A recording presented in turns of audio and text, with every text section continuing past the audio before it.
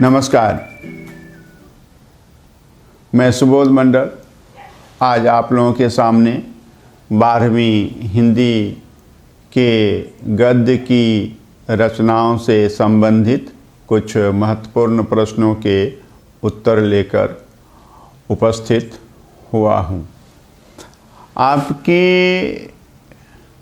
रचनाएं जो गद्य में हैं उनकी संख्या जो है कुल 13 है। 13 रचनाएं आपकी पाठ्य पुस्तक में गद्य की हैं और ये रचनाएं कई विधाओं की हैं। कोई निबंध है, कोई कहानी है, कोई भाषण है, कोई जो है लेख है, कोई पत्र है, कोई ललित निबंध है, कोई एकांकी है, कोई आलोचनात्मक निबंध है, कोई आत्मकथा या आत्मकथा का अंश है, कोई डायरी है और कोई संभाषण है। तो इस तरह से इतनी विधाओं की रचनाएं जो हैं आपकी पाठ्यपुस्तक में हैं और 13 रचनाएं हैं। 13 रचनाओं के लेखक भी 13 हैं। अलग अलग रचना के अलग अलग लेखक हैं। तो इनसे संबंधित कुछ महत्वपूर्ण वस्तुनिष्ठ प्रश्न पर ध्यान देने की आवश्यकता है। पहली रचना जो है आपकी पाठ्यपुस्तक में वह बातचीत है और बातचीत जो है वह निबंध है और इसके रचनाकार जो हैं बालकृष्ण भट्ट हैं। बातचीत किस विधा की रचना है? बातचीत निबंध विधा की रचना है।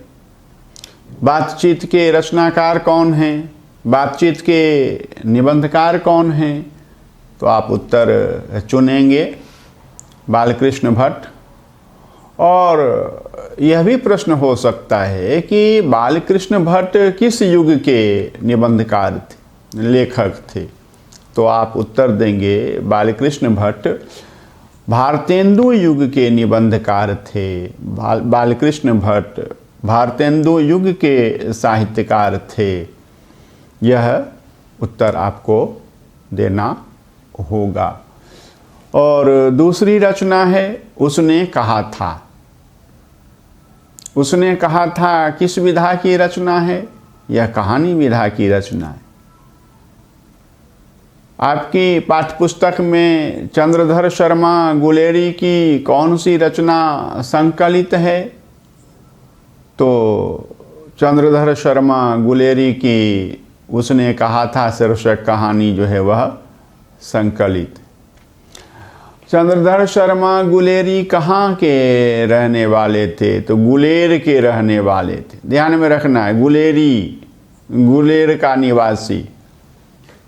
बस, इससे अधिक नहीं कुछ लिखना है। चंद्रधर शर्मा गुलेरी किस युग के साहित्यकार थे? तो चंद्रधर शर्मा गुलेरी मुख्य रूप से द्विवेदी युग के साहित्यकार थे। और ध्यान में रखना है, इसमें कोई संशय नहीं है, इसमें कोई शंका नहीं है। बालकृष्ण भट्ट भारतेंदु युग के साहित्यकार थे और चंद्रधर शर्मा गुलेरी द्विवेदी युग के साहित्यकार थे। चंद्रधर शर्मा गुलेरी ने केवल 3 कहानियां ही लिखी हैं। बुद्धू का कांटा जो 1911 ईस्वी में प्रकाशित हुई थी। सुखमय जीवन, यह कहानी भी 1911 ईस्वी में प्रकाशित हुई थी। और उनकी सबसे प्रसिद्ध, लोकप्रिय और ऐतिहासिक कहानी है। ऐतिहासिक कहानी का अर्थ यह नहीं है कि यह इतिहास के विषय से संबंधित कहानी है। इस कहानी का जो महत्व है यह सदा ही प्रशंसनीय कहानी रही और 1915 ईस्वी में यह कहानी लिखी गई थी और आज हम 105 वर्षों के पश्चात भी इस कहानी को अच्छी तरह से पढ़ते समझते हैं। तो उसने कहा था यह जो है उनकी अत्यंत ही प्रसिद्ध और लोकप्रिय और बहुचर्चित कहानी है। यह हमने देखा है। चंद्रधर शर्मा गुलेरी ने कुल कितनी कहानियाँ लिखी हैं? तो 3 कहानियाँ लिखी हैं। बुद्धू का कांटा 1911 ईस्वी में प्रकाशित हुई थी। सुखमय जीवन कहानी भी 1911 ईस्वी में प्रकाशित हुई थी और उसने कहा था शीर्षक कहानी 1915 ईस्वी में प्रकाशित हुई थी। और तीसरी रचना है संपूर्ण क्रांति। संपूर्ण क्रांति किस विधा की रचना है? यह भाषण है। और इसके रचनाकार कौन है? इसके भाषणकर्ता कौन है? तो जयप्रकाश नारायण। और जयप्रकाश नारायण की कौन सी रचना आपकी पाठ्यपुस्तक में संकलित है? संपूर्ण क्रांति। संपूर्ण क्रांति किस विधा की रचना है? तो यह भाषण है। आपकी पाठ्यपुस्तक में भाषण विधा की कौन सी रचना संकलित है? तो संपूर्ण क्रांति। और यह भाषण जयप्रकाश नारायण ने कब दिया था? तो 5 जून 1974 को दिया था। और यह भाषण जो है जयप्रकाश नारायण ने कहाँ दिया था? पटना के गांधी मैदान में दिया था। और उनका संपूर्ण भाषण जो है कहाँ से प्रकाशित है? तो जनमुक्ति पटना से प्रकाशित है। जयप्रकाश नारायण का संपूर्ण भाषण जो है जनमुक्ति शीर्षक से पटना से प्रकाशित है। जयप्रकाश नारायण संपूर्ण क्रांति के जनक थे, यह ध्यान में रखना है। चौथी रचना जो है आपकी पाठ्यपुस्तक में अर्धनारीश्वर है। और यह किस विधा की रचना है? यह निबंध है। आपकी पाठ्यपुस्तक में रामधारी सिंह दिनकर की कौन सी रचना जो है सम्मिलित की गई है? तो अर्धनारीश्वर। और यह ध्यान में रखना है कि अर्धनारीश्वर दिनकर की रचना है। दिनकर का पूरा नाम पूछा जा सकता है, आप रामधारी सिंह दिनकर लिखेंगे। अर्धनारीश्वर किस विधा की रचना है?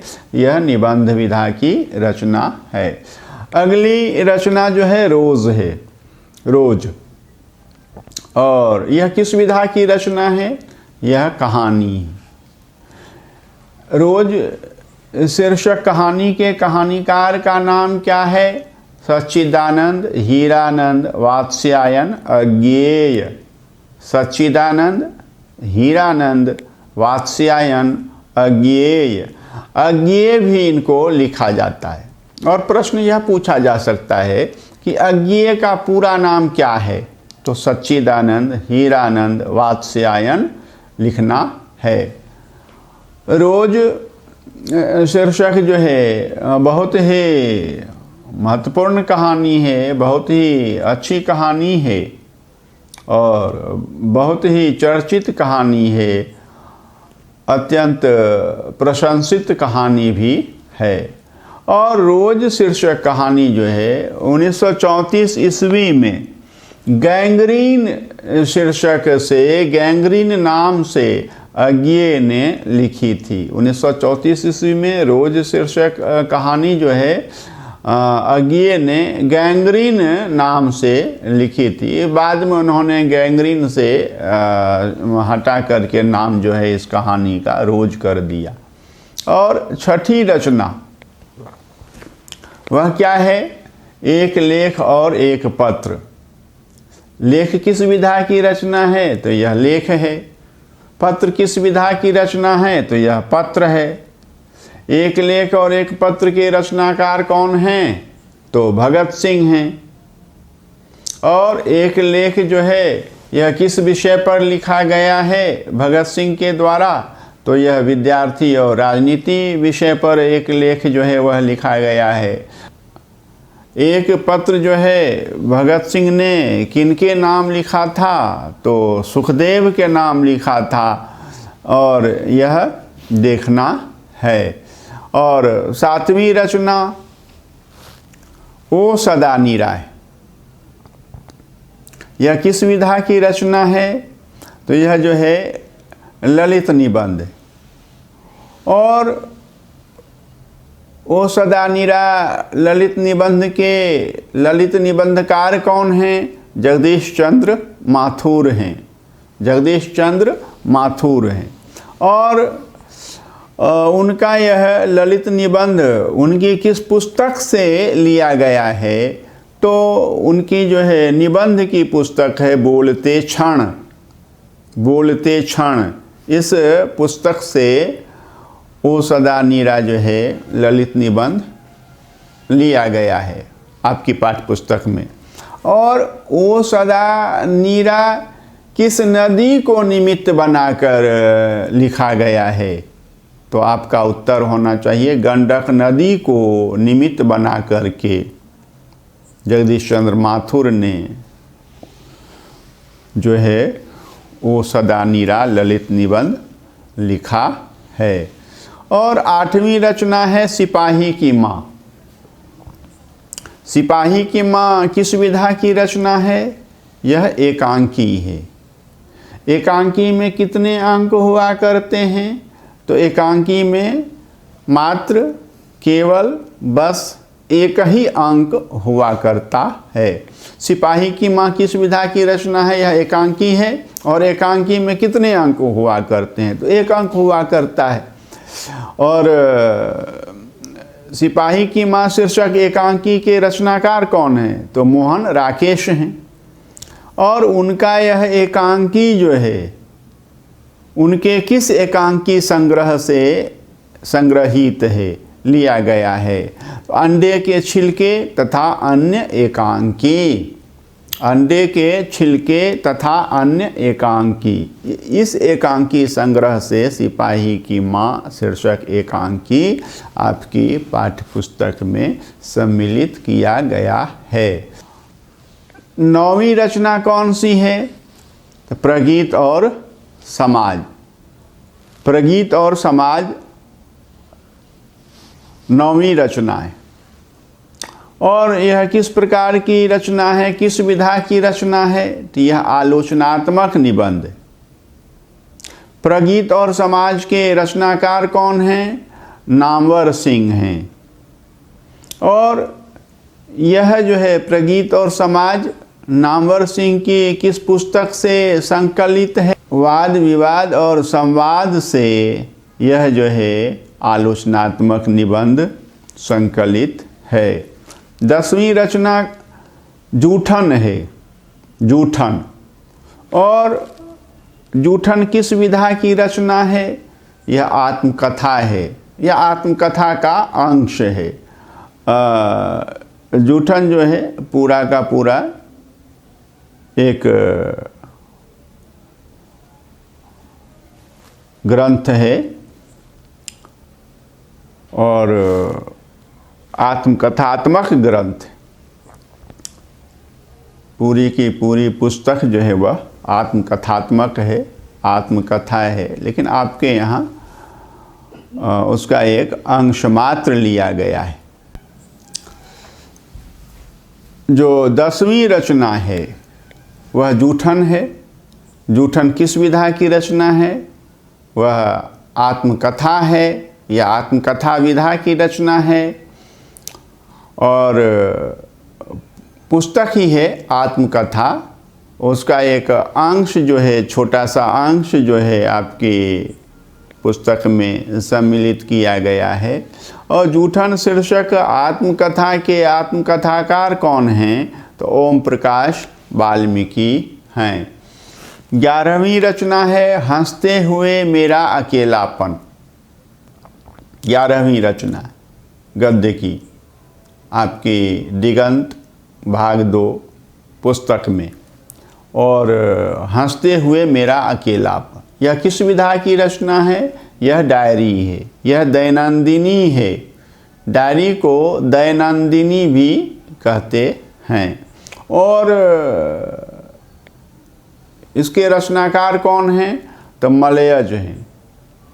और मलयज की डायरी जो है कुल कितने पृष्ठों में लिखी गई है या कुल कितने पृष्ठों में फैली हुई है, तो आपको चुनना होगा विकल्प या उत्तर लिखना होगा। 1500 पृष्ठों में मलयज की डायरी फैली हुई है। और 12वीं रचना जो है वह तिरिछ है। तिरिछ किस विधा की रचना है? किस प्रकार की रचना है? तो यह कहानी है। कहानी में भी यह किस प्रकार की कहानी है? तो जादुई यथार्थ की कहानी, जादुई यथार्थ की कहानी। तिरिछ शीर्षक कहानी के कहानीकार का नाम क्या है? उदय प्रकाश। और इसमें तिरिछ जो है एक जीव है, और यह किसका प्रतीक है? तो तिरिछ जो है उत्तर आधुनिक त्रासदी का प्रतीक है। तिरिछ जो है उत्तर आधुनिक त्रासदी का प्रतीक है, और यह ध्यान में रखना है। 13वीं रचना जो है आपकी पाठ्यपुस्तक में वह शिक्षा है। और शिक्षा किस विधा की रचना है? यह संभाषण है। और इस संभाषण के संभाषणकर्ता कौन हैं? तो जे कृष्ण मूर्ति हैं। और जे कृष्ण मूर्ति के सभी संभाषण किसके द्वारा प्रकाशित हैं? तो जे कृष्णमूर्ति के सभी संभाषण जो हैं कृष्णमूर्ति फाउंडेशन के द्वारा विभिन्न भाषाओं में प्रकाशित किए गए हैं। एक भाषण है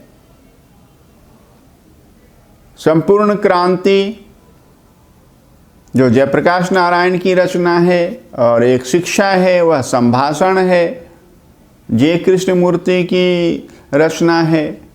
आपकी स्वाभाविक जिज्ञासा होगी कि भाषण में और संभाषण में क्या अंतर है। तो भाषण एक पक्षीय होता है। वक्ता जो है किसी विषय पर अपने मंतव्य को बोलता चला जाता है, श्रोता सुनता रहता है। इसको भाषण देना कहते हैं। यह भाषण है। और संभाषण वह होता है जिसमें वक्ता जो है श्रोता के प्रश्नों का उत्तर दिया करता है। ये द्विपक्षीय वार्ता है। भाषण एक पक्षीय वार्ता है, एक पक्ष बोलता चला जाता है, वक्ता, श्रोता सिर्फ सुनता चला जाता है।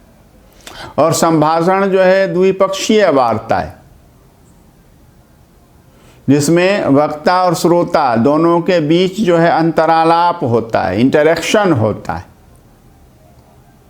और वक्ता जो है श्रोता के प्रश्नों के उत्तर दिया करता है। ये कृष्णमूर्ति लिखा नहीं करते थे, वे जिज्ञासुओं के, जानने की इच्छा रखने वालों के प्रश्नों के उत्तर दिया करते थे। और उनका संभाषण जो है बताया कृष्णमूर्ति फाउंडेशन ने जो है विभिन्न भाषाओं में प्रकाशित किया है। आप इस वर्ग में बताए गए तथ्यों पर सूक्ष्मतापूर्वक और गंभीरतापूर्वक विचार करेंगे। तैयारी करने की विधि को भी इसके माध्यम से समझेंगे। तो अवश्य ही लाभ होगा और आपका करियर जो है वह बुलंदी को छुएगा। बहुत बहुत धन्यवाद।